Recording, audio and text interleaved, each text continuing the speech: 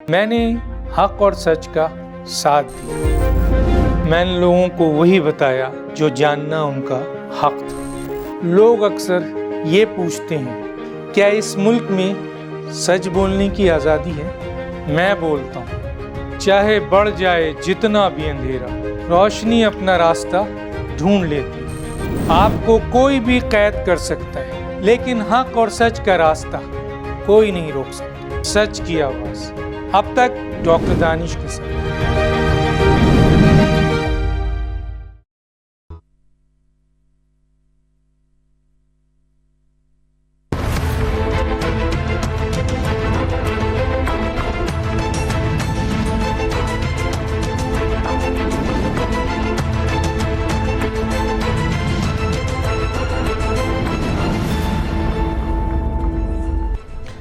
नाज़रीन अस्सलाम वालेकुम। अब तक डॉक्टर दानिश के साथ हाजिर हैं।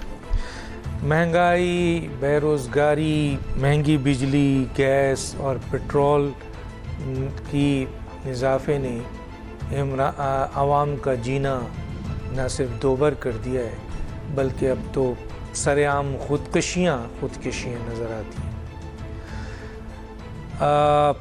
एक तरफ ताजिर अवाम न सिर्फ एहतजाज कर रहे हैं, बल्कि दूसरी तरफ पहली दफ़ा पाकिस्तान में हमें बड़े पैमाने पर अवाम की तरफ से और ताजिर की तरफ से सिविल नाफरमानी जैसी हालात नज़र आ रहे हैं कि वो बिल जला रहे हैं और अपना बिल जो इलेक्ट्रिसिटी का आया है उसे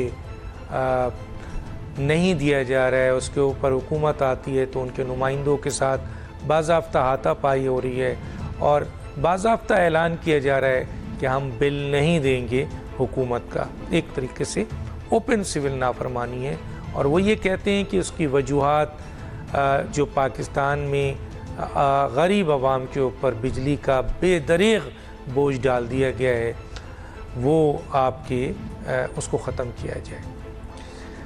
क्या ये जो मौजूदा संगीन और बड़ी तशवीशनाक हालात है, संगीन और तशवीशनाक हालात है अवाम के लिहाज से, मैं 2% मराहत याफ्ता की बात नहीं कर रहा, मैं 98% पाकिस्तान के अवाम की बात कर रहा हूँ, जिसमें से मिडिल क्लास तो तकरीबन ख़त्म हो चुकी है और अब रह गए हैं गरीब और बहुत अमीर।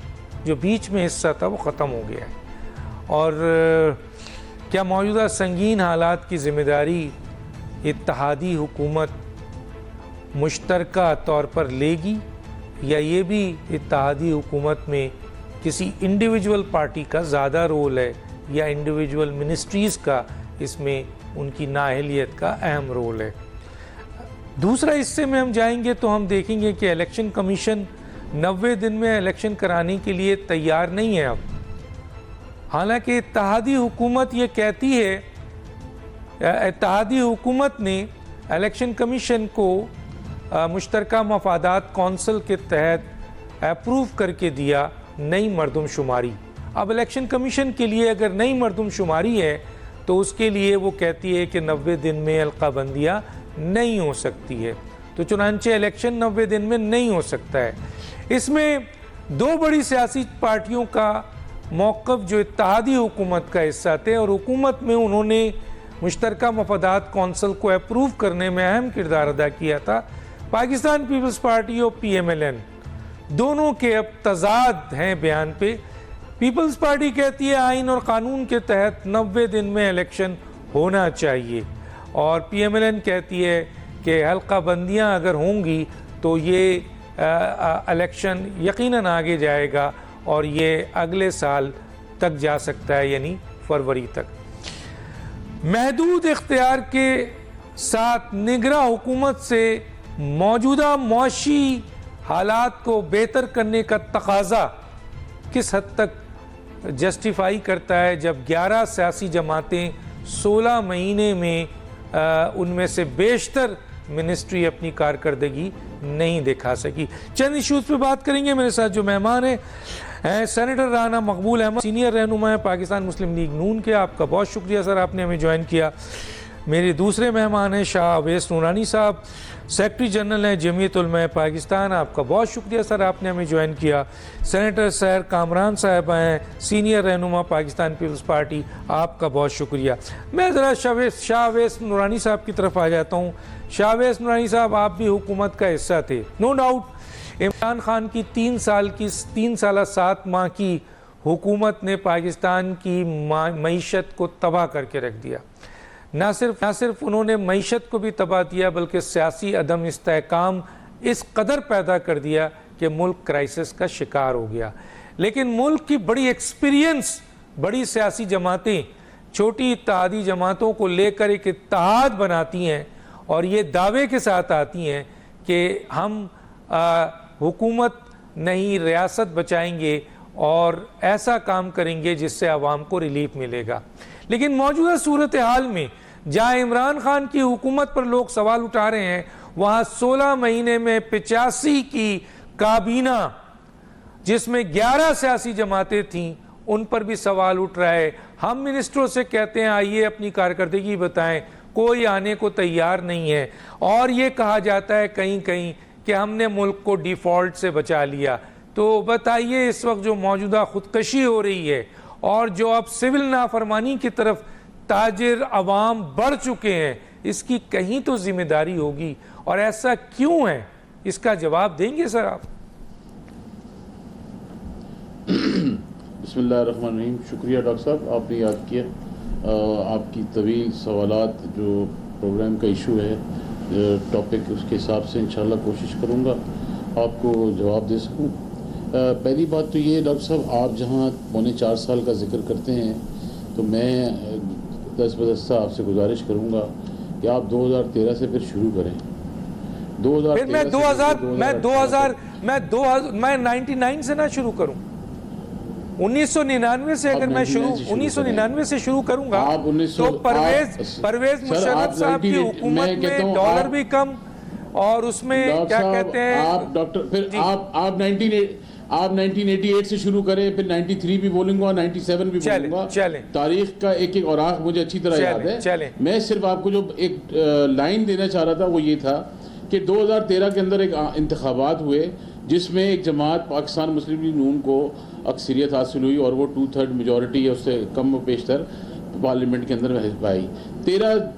2013 के फ़ौरन बाद ही इस मुल्क के अंदर उस निज़ाम को डुबोने के लिए और उसको ऊपर क्रैक डाउन डालने के लिए काम शुरू कर दिया गया, और उसके बाद वो ज़्यादा दिन काम नहीं चला और वो 16 में 17 में जाके वो इख्तिताम हुई, और उसके बाद के शाहिद खाकान साहब आए और 18 के अंदर आपके सामने एक हुकूमत को लाके बिठाया दिया, जिसकी परफॉर्मेंस 3.25 साल जो इस मुल्क में रही, दिसंबर, जनवरी, फरवरी, मार्च, अप्रैल, ये 5 महीने पाकिस्तान तहरीक इंसाफ की जो हुकूमत 2000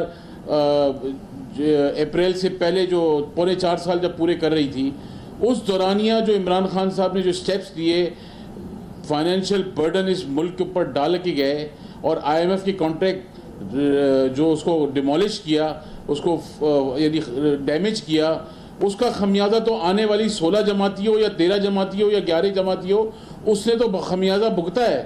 16 माह की अगर आप बात करते हैं मिनिस्टर्स की, तो मिनिस्टर्स ने कोई तनख्वाहें नहीं ली हैं। मेरी अपनी ज़ात तक जहाँ तक है, वहाँ ना तनख्वाह है, ना पर्क्स है, ना फ्यूल है, मगर बाकी मिनिस्ट्रीज के अंदर भी जितने मिनिस्टर्स थे उन्होंने तनख्वाहें नहीं ली।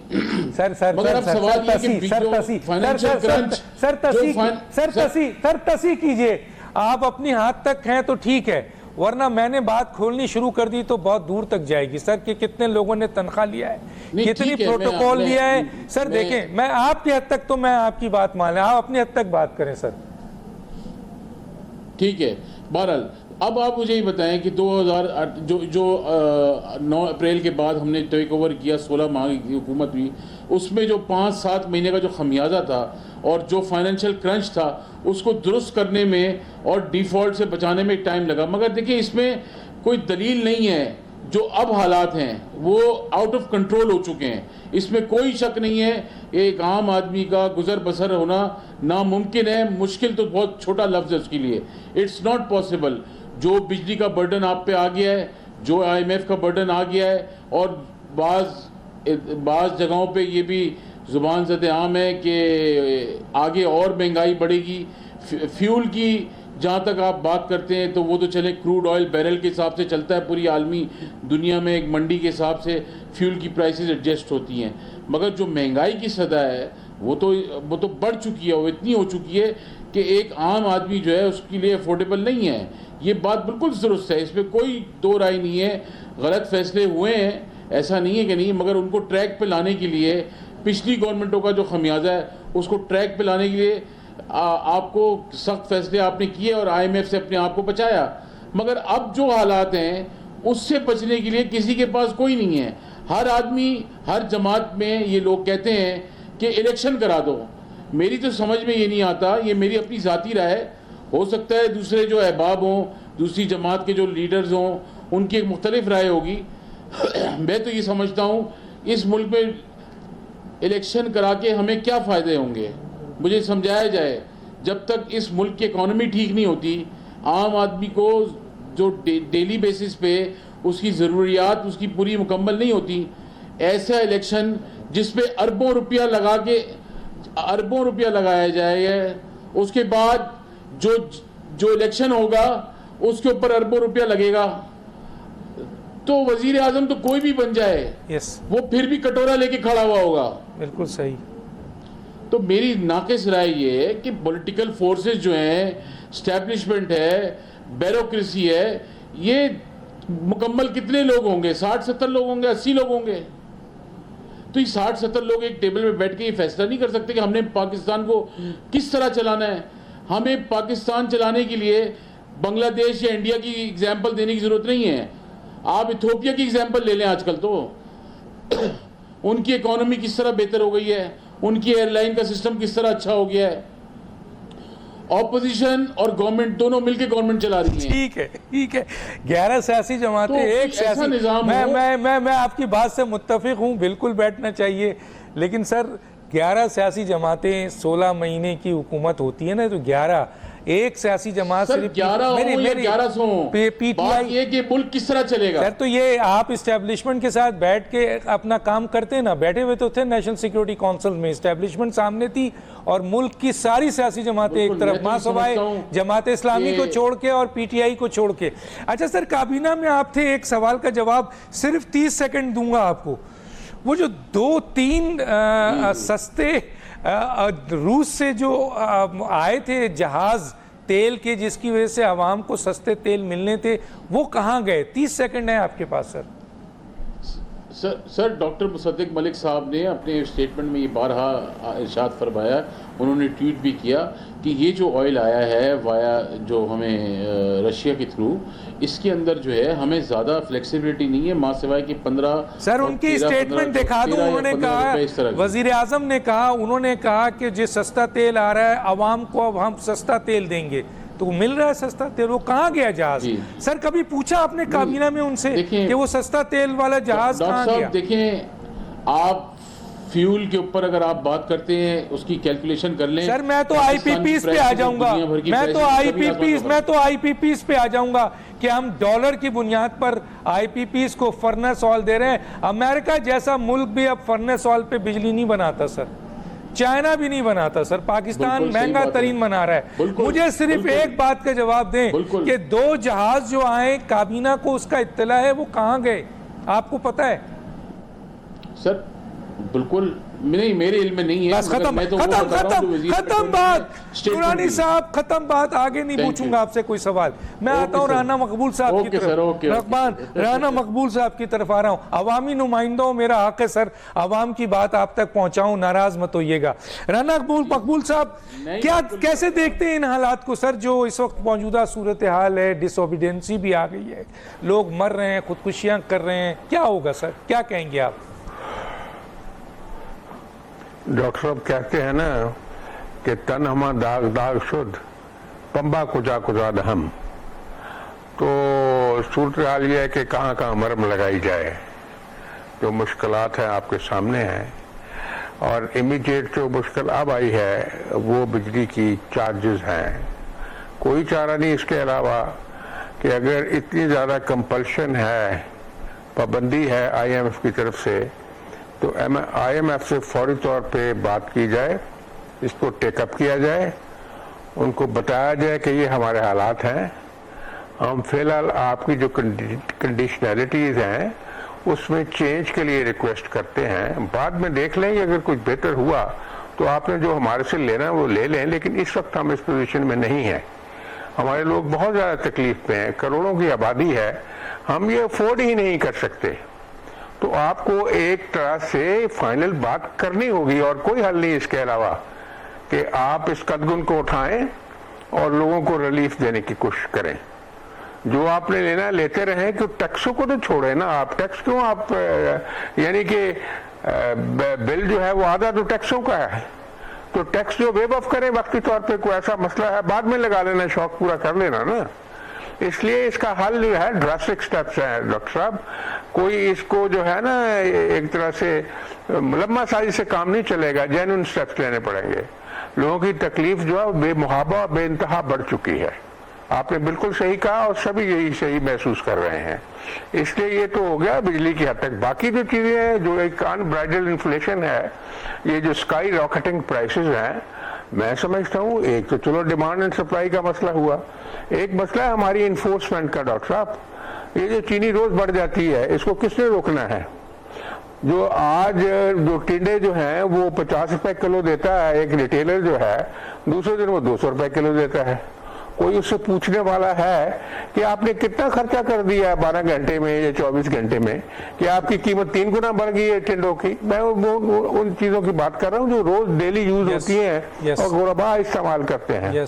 तो कोई कहाँ गई वो कमेटी जो है, मार्केट कमेटी कहाँ है, वो जो प्राइस कंट्रोल कमेटीज कहाँ है, सप्लाई और डिमांड को मॉनिटर करने वाले कहाँ हैं? अच्छा ये मुझे बताएं कि आटा जो महंगा हो रहा है, कहाँ है वो रेट करने वाले कि कहाँ से लेना है? वो जो होर्डिंग वाले जो लाखों मन गंदम छुपा के बैठे, वो किसने निकालनी है? वो किसकी ड्यूटी है? ये जो स्मगलर जो हैं वो आर हैविंग बिग टाइम, उनको किसने रोकना है, किसने एक्शन लेना है, किसने रिकवरीज करनी है? ये इन्फोर्समेंट का भी डॉक्टर साहब बड़ा इशू है। The government machinery will come up to the expectations. ऐसे नहीं हो सकता, कॉस्मेटिकली कोई चीज नहीं हो सकेगी, बहुत बड़ा चैलेंज है। All the institution stakeholder should get together and should work, खुद मेहनत से काम करें ईमानदारी से, तब जाके मामले में लोगों को रेस्क्यू किया जा सकता है। अच्छा सर, ये एक सवाल मैं करना चाहता हूँ। आप हुकूमत का हिस्सा रहे हैं तो मैं आपसे सवाल करूँ, और आपका वजीर आजम रहा है, सबसे ज़्यादा फेस आपको ही करना पड़ेगा PMLN को। क्या सर IMF जो है वो कहता है मैं अमीरों पे टैक्स ना लगाएं, सिर्फ गरीबों पे बोझ डालें? क्या वो कहता है कि ज़रिए आमदनी पे टैक्स ना लगाओ? क्या वो कहता है कि ट्रेडिंग पे टैक्स ना लगाओ? क्या वो कहता है कि सर्विसेज सेक्टर पर टैक्स ना लगाओ? क्या वो कहता है कि रियल इस्टेट पे टैक्स ना लगाओ? क्या वो कहता है कि फाइलर और नॉन फाइलर का फ़र्क जो है वो बरकरार रखो? क्या वो कहता है कि महंगी तरीन बिजली फर्नेस ऑयल से IPPs के ज़रिए ही लो और आप विंड, सोलर और पानी और कचरा और दुनिया भर के लोग जो इस्तेमाल कर रहे हैं वो ना करो? क्या ये IMF कहता है सर? अगर IMF कहता है तो वो तो बड़ा जालिम है, और अगर IMF ये नहीं कहता तो इससे बहुत कुछ पाकिस्तान के आवाम की हालत बेहतर हो सकती है ना सर, तो वो कौन करेगा? डॉक्टर साहब आपने ये बातें सही की हैं, ये पॉलिसी मैटर्स हैं, इन पॉलिसीज को अडॉप्ट करना चाहिए।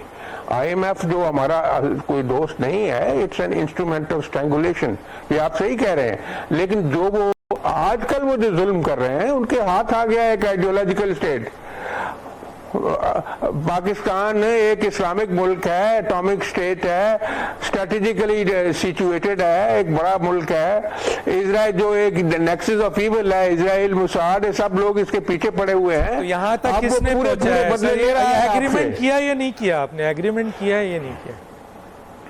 एग्रीमेंट तो हमारे बुजुर्गों ने किया ना पहले, तो जैसे जनाबे वाला चले सर वो तो हो गया, वो उसका एहतसाब तो सर पब्लिक ने, मीडिया ने बहुत कर लिया। अब तो मेरा एक सवाल आपसे है कि ये एक नया एग्रीमेंट आप, हाँ जी, ये नया एग्रीमेंट तो एहतसाब तो आपने करना है ना सर, हमने नहीं करना, हुकूमत ने करना है ना, तो हमारा मीडिया का एहतसाब। डॉक्टर साहब बात ये है, हम तो मीडिया के एहतसाब की बात कर रहे हैं, हम तो मीडिया के एहतसाब की बात कर रहे हैं। आप मेरे सवाल का जवाब दीजिए कि अगर ये एग्रीमेंट आपकी हुकूमत ने किया है, क्योंकि IMF इमरान खान से मुआहिदा नहीं करता, वो शहबाज शरीफ से नहीं करता, वो हुकूमत पाकिस्तान से करता है, ठीक है सर। तो हुकूमत पाकिस्तान जो 16 महीने वाली जो हुकूमत थी वो शहबाज शरीफ की थी, उन्होंने एग्रीमेंट किया है। जब एग्रीमेंट किया है तो पासदारी आपने करना है। लेकिन सवाल ये है कि ये हालात जो आप कह रहे हैं जिसपे इस तरह की एग्रीमेंट की बंदिश लगाई गई, उसके जिम्मेदार कौन है? 76 साल में पाकिस्तान के वो तमाम हुक्मरान हैं सर या नहीं है? मकबूल अहमद साहब बताइए ताकि मैं आगे जाऊं। जी डॉक्टर साहब क्यों नहीं है, ये जिम्मेवार हैं। तो जब आप पहले 2013 से 17 तक भी यही जिम्मेवार है ना। आपने देखा था ना कौन हुकूमत कर रहा था, क्या सूरत हाल की, ग्रोथ रेट क्या था, डॉलर का रेट क्या था और फॉरेन एक्सचेंज क्या थी। मियां नवाज शरीफ हुकूमत कर रहे थे। जिम्मेवार वो हैं जिन्होंने मियां नवाज शरीफ के खिलाफ झूठे केस बना के थोड़े मार के बाहर निकाल दिया है। ये क्या बात कर रहे हैं? वो जज जिम्मेवार हैं जिन्होंने जुल्म किया और झूठे केसेस में उसको सजा दी और चलते निजाम को तलछट किया। बहुत सही बात की, बिल्कुल। इस मुल्क की तबाही के असल जिम्मेदार जो हैं, ये जो आला अदालतों में बैठे हुए वो जजेस हैं जिन्होंने एक इलेक्टेड हुकूमत को गिराया और पाकिस्तान की आवाम को और इस निज़ाम को तबाह किया। मैं आपसे मुत्तफ़िक़ हूँ। मैं सेनेटर सहर कामरान साहिबा की तरफ आता हूँ। इससे पहले कि सेनेटर साहिबा की तरफ आऊँ, मैं एक ब्रेक ले लेता हूँ ताकि सेनेटर साहब को भी टाइम मुनासिब बात कर सकें। एक छोटा सा ब्रेक, फिर वापस आते हैं।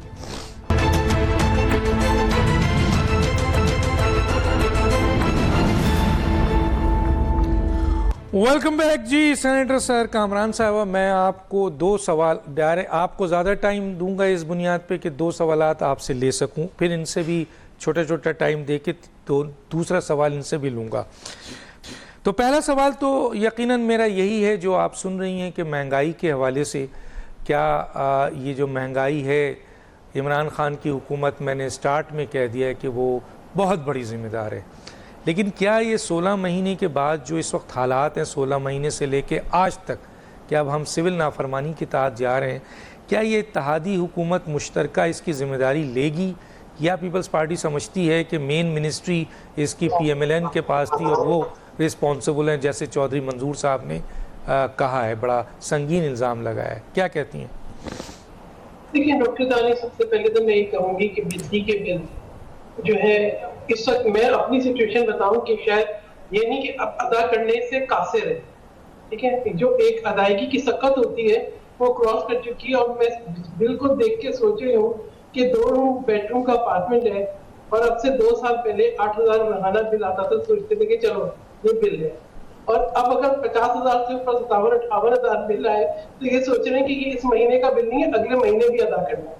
मसला ये है कि जो अहम चीज है कि ये जो चोरी है और मुफ्तखोरी है, जब तक इसको बंद ना किया जाए, दीमक ज़दा निजाम है, ठीक है।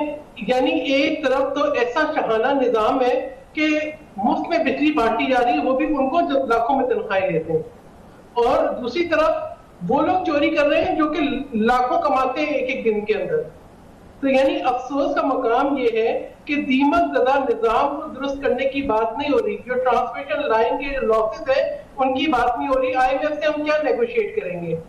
IMF के साथ, या जो जब स्टेट बैंक को हम गिरवी रख रहे थे तो उस वक्त जो तिलस्माती और गैबी ताकतें लेजिस्लेशन करवा रही थी, क्या उस पर कोई सवाल होगा? मैं तो अभी तक ये सोच रही हूँ वैस करानी साहब की बात सुन के कि अगर अवामी नुमाइंदे ये कहें कि एस्टेब्लिशमेंट और ब्यूरोक्रेसी के मामला को हल कर दे, तो देखें केयर टेकर हुकूमत में जितने भी टेक्नोक्रेट्स हों, जितने भी आप कहें कि ऐसे नाम हो, मोतबर नाम हो, ना उनके पास अवामी सपोर्ट है, ना उनके पास पार्लियामान उनके पीछे खड़ी है, ना उनके पास जो है इस बात का इख्तियार है कि वो इस तरह के डिसीजन लें।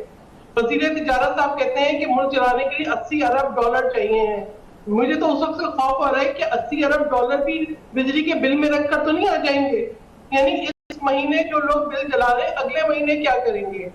यानी खाली बिजली की बात नहीं है, फ्यूल चार्जेस, ये अब आप गाड़ी निकाले नहीं, अब जो है या तो कौन सा निजाम लेकर आए हम, क्या हम जो है वो दिए चलाएं, क्या हम जो है वो बैलों के हल चलाएं, क्या हम वापस चले जाएं उस सदी के अंदर जहां बिजली का वजूद नहीं था। तो ये बहुत अहम चीजें हैं। असल बात तो ये है कि अभी राना मकबूल साहब सेनेट मौजूद है, बैठ के देखें कि दीमकज़दा निजाम को कैसे दुरुस्त करना है। जिस ब्यूरोक्रेसी को आप कह रहे हैं कि वो आपके मसाइल हल कर देगी, उस ब्यूरोक्रेसी को उनकी जिम्मेदारियों का एहसास दिलाएं। जो हमारे यहाँ असल नुक्स है कि ना किसी कानून का इतलाक होता है, ना कोई हम इंतजामी अमूर को दुरुस्त करते हैं, ना हम किसी चोरी को रोकने के लिए तैयार हैं, ना हम जो है किसी जो है मुफ्तखोरी को रोकने के लिए तैयार हैं। तो फिर अवाम का क्या कसूर है? यानी मेरे आपके जैसे सफेद पोश लोग हम कैसे जो है वो किस तरह से सांस लें? और मतलब एक ऐसी कैफियत है जिसमें ये समझ में नहीं आता है कि कौन सा खर्चा किया जाए और कौन सा खर्चा नहीं किया जाए। तो आप तो हुकूमत में थी, आप हुकूमत में थी, आप किससे गिला कर रही हैं? देखिए बात यह है कि ये कोई 16 महीने की एक हुकूमत या चंद महीनों की हुकूमत की बात नहीं है। ये इस निजाम को मैंने कहा दीमकज़दा निजाम है, ठीक है। और कोई मुझे तो कोई तनख्वाह नहीं मिल रही थी, ठीक है, मेरे पास तो कोई ऐसी रिसोर्स नहीं है, ठीक है। भाई रिस्पॉन्सिबिलिटी तो आपकी है ना, हुकूमत आपके पास, इख्तियारात आपके पास, आखिर तो बता रही हूँ। तो फिर मैं ये बात करूंगी कि आप हमसे हिसाब लें कि हमने सिंध के अंदर कोल से बिजली बनाकर दे रहे हैं, हमने जो है सोलर आईपीपी से मुआहिदा खत्म क्यों नहीं करती हैं आप? आईपीपी से जो महंगी तरीन बिजली है, हर हुकूमत क्यों उनसे मुआहिदा करती है? इसका जवाब मुआहिदे ऐसे होते हैं कि वो मुआहिदे हम तो केईएससी की प्राइवेटाइजेशन नहीं, मेरे सवाल का जवाब दीजिए, केएससी को बाद में देखेंगे, मुझे आईपीपी का जवाब दें। कई हुकूमत पीपल्स पार्टी की भी आई है और जनाब पीएमएलएन की भी आई है, सब ये कहते हैं कि आईपीपी महंगी तरीन बिजली बना रहा है जिससे आवाम तबाह हो रही है। तो आईपीपीस के बजाय ऑल्टरनेट जो दुनिया कर रही है, इवन भारत कर रहा है, अमेरिका कर रहा है, चाइना कर रहा है, सारे लोग कर रहे हैं, हम क्यों नहीं कर सकते? देखिए बात ये डॉक्टर दानिश, हमने तो बिल्कुल मुदारत कराए ना ऑल्टरनेट मीन्स, और एक तरीका भी चल रहा था कि एक एनर्जी मिक्स हमारा हो कि या तो फिर लोड शेडिंग एक अजाब बन जाती है। आप मुआहिदों के अंदर ऐसी शिकें होती हैं कि आप मुआहिदे खत्म नहीं कर पाते। मसला ये कि हम जो नुक्स है उनको क्यों नहीं दूर करते? मुआहिदे पूरे होने के बावजूद कंटिन्यू हुए हैं। आईपीपी का मुआहिदा तो पढ़े कब से चल रहा है। बात ये है डॉक्टर दानिश, हम उस मुल्क में रहते हैं जहाँ आज कह रहे हैं कि आप चीनी इंपोर्ट करें, और हमारे यहाँ जो शुगर मिल्स है भारत में अक्टूबर में खुलती है, हमारे यहाँ दिसंबर में खुलती नहीं है कि जब तक आप ज़राअत पे इनकम टैक्स पे जो है वो इनकम टैक्स नहीं लगाती है हुकूमत, है ना। ज़राअत के इनकम पे टैक्स लगा, इनकम पे। ज़राअत पे जो टैक्स होते हैं वो लगते हैं, वो नहीं लगते सर मैडम, नहीं लगते। अच्छा ये बताएं मुझे कि आपसे ये पूछना चाहता हूं कि चौधरी मंजूर साहब का ये स्टेटमेंट है कि पेट्रोलियम और आपका एनर्जी एंड पावर और फाइनेंस ये जिम्मेदार हैं इस वक्त मुल्क में जो मौजूदा सूरत हाल है। आप एग्री करती हैं इस बात पे? मैं बिल्कुल एग्री करती हूँ। आप ये देखें कि हमारे सामने भी चैलेंजेस थे खारजा पॉलिसी को लेके, इन्वायरमेंट को लेके, ठीक है, बेनजीर इनकम सपोर्ट प्रोग्राम को लेकर। अब हमसे हिसाब लें, हम बताएं हमने डिलीवर किया है। अब अगर इसहाक डार साहब किसी एक ऐसी कैफियत में रहे या दो फाइनेंस मिनिस्टर चेंज किए गए और जो दोनों एक दूसरे की खामियां सामने, कमजोरियां निकाल के लाते रहे, या इन्होंने कुछ मैं समझती हूँ कि इतने लाउड क्लेम्स कर लिए जिनको वो पूरा नहीं कर सके, तो बिल्कुल उनको जवाब देना चाहिए। मुल्क से बाहर किया, मुल्क के अंदर आए, जवाब दें, बताएं कि जी किसका हल क्या है। जहाज कहाँ है? जहाज कहाँ है? आपने पूछा कभी? वो जो तेल भरे जहाज सस्ते आए थे वो कहाँ है? वो तो अब मैं भी चाहती हूँ मुसद्दक मलिक को आप बुलाएं, वो बताएंगे जी वो किधर गए। हम भी आश्रय में थे, हम भी अभी तो सुन रहे हैं कि 2 दिन के बाद 3 दिन के बाद और फ्यूल की चार्जेस जो है ना वो बढ़ जाएंगे। बिजली के भी, फ्यूल के भी, गैस तो नापेद हो गई है, गैस तो नापेद हो गई है। देखिए डॉक्टर दानिश, हर शख्स जो है खुदकुशी भी नहीं करेगा, हर शख्स जो है मारा मारी भी नहीं करेगा। ये एक ऐसा फ्रस्ट्रेशन और डिप्रेशन का वक्त आ रहा है जिसके बहुत खौफनाक नतीजे होंगे। ये मैं आपको, क्राइम रेट बढ़ जाएगा, लोग एक दूसरे को जना बर्दाश्त करना बंद कर देंगे। ये हाली आप इसको महंगाई तक नहीं रहे, ये एक ऐसा एक नासूर बिल्ड हो रहा है जो कि मैं समझती हूँ ये सबसे बड़ा टाइम बम है। हमने कोई ऐसी पॉलिसीज ना वादे की ना उन पे इम्प्लीमेंट किया। हाँ, आप मुझसे बिल्कुल हिसाब लें, मैं कहूँगी बिल्कुल वजारतें थी हमारे पास जो है, हमसे कारकर्दगी पूछे, हमसे सूबे की कारकर्दगी पूछे। हम आपको बताएंगे कि बदतरीन बारिश और तालाब के बाद हमने लोगों को बहाल किया, उनको घर बना के दिए, उनको घरों की मिल्कियत दी, हमने जो है उनको नई जिंदगी दी, हम उनके साथ खड़े रहे। हमने ये नहीं किया कि उनको तनहा छोड़ दिया। इसीलिए हम चाहते थे कि 60 दिन में इलेक्शन हो, इसीलिए हम चाहते थे कि 60 दिन पे इलेक्शन, 60 दिन के इलेक्शन पे आपसे बात करता हूं। मुझे एक ब्रेक के लिए कहा जा रहा है, लेकिन नाजरीन यहाँ एक बात कहता हुआ चलूं, ये तीनों हजरात वो हैं जो पिछली हुकूमत में, इससे पहले भी पिछली हुकूमत के ये रूहें रवां थे। बड़ी पावरफुल हुकूमत थी, 11 सियासी जमातों की, अपोजिशन सामने नहीं थी। लेकिन मेरा यहाँ पर जो सवाल है वो ये है कि मैं हुकूमत से सवाल कर रहा हूँ, हुकूमत मुझसे सवाल कर रही है, तो जवाब कौन देगा? इख्तियार किसके पास, ताकत किसके पास, वसाइल किसके पास, फैसला करने आईनी इख्तियारात किसके पास? इनके पास। और आप देखें कि इनके जवाबात क्या हैं। एक छोटा सा ब्रेक, फिर वापस आते हैं।